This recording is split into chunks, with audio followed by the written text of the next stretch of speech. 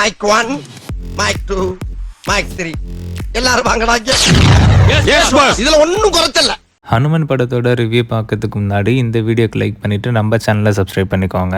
பொங்கலுக்கு ரிலீஸ் ஆன எல்லா படத்தோட ரிவ்யூஸும் நம்ம சேனலில் இருக்குது. அதையும் மிஸ் பண்ணாமல் பார்த்துருங்க. ட்ரெய்லர் பார்த்ததுமே இந்த படத்துக்கு எனக்கு ஒரு நல்ல எக்ஸ்பெக்டேஷன்ஸ் இருந்துச்சு.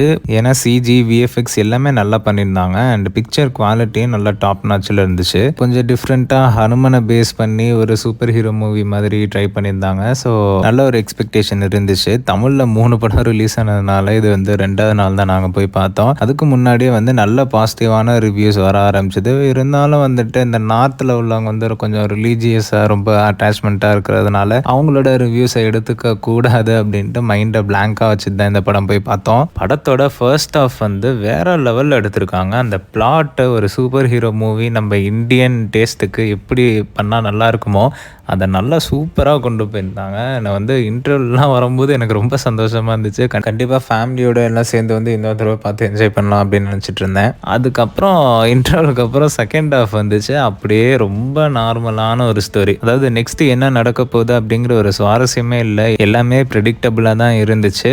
படத்தோட ஓப்பனிங் சீன்லேயே வில்லனுக்கு வந்து ஒரு நல்ல ஒரு ஸ்ட்ராங்கான ஒரு கேரக்டரை கொடுத்துருப்பாங்க. ஒரு சூப்பர் ஹீரோ மூவி அப்படின்னா வில்லனோட கேரக்டர் நல்லா ஸ்ட்ராங்காக இருக்கணும். அதை வந்து கரெக்டாக அதில் பண்ணியிருந்தாங்க. அந்த பக்கம் ஹீரோவோட கேரக்டரும் நல்லா ஜாலியாக காமிச்சிருப்பாங்க. அதாவது திருட்டுத்தனம் பண்ணுவார், திருட்டு பையன் தான்.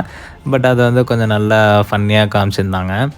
அதுக்கப்புறம் பார்த்திங்கன்னா சில சந்தர்ப்ப சூழ்நிலை அவரை வந்துட்டு ஒரு கல்லை போய் அடைய வைக்குது.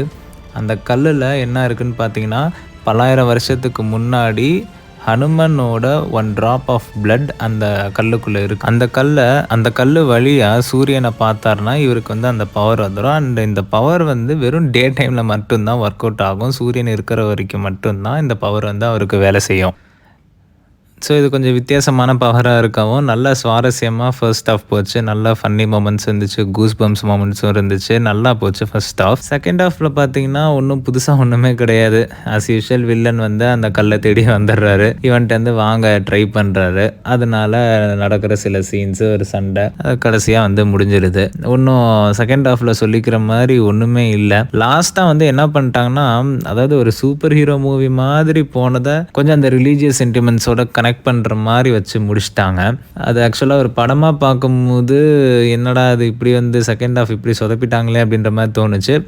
பட் பர்சனலாக வந்து அந்த லாஸ்ட் 10 minutesல வந்து ரியல் ஹனுமானே வர மாதிரி காமிச்சிருந்தாங்க. அது வந்து நல்ல பிஜிஎம் வந்து இதில் ஒரு பெரிய ப்ளஸ். அந்த பிஜிஎம்மோட அந்த சீன்ஸ் எல்லாம் வரும்போது அந்த ஹனுமனோட என்ட்ரிலாம் கடைசியில் வரும்போது நல்லா இருந்துச்சு கிளைமேக்ஸ் பார்க்கறதுக்கு. ஃபர்ஸ்ட் ஹாஃப்காகவே இந்த படத்தை தாராளமாக எல்லாரும் தேட்டரில் உட்காந்து பார்த்து என்ஜாய் பண்ணலாம். இந்த படத்துக்கு எங்களோட ரேட்டிங் 3.75 out of 5. இந்த மாதிரியான movie reviews and daily cinema updates பார்க்கறதுக்கு எங்கள் சேனலில் சப்ஸ்கிரைப் பண்ணிடுங்க. இந்த வீடியோ பிடிச்சிருந்தா லைக் பண்ணுங்கள், ஷேர் பண்ணுங்கள்.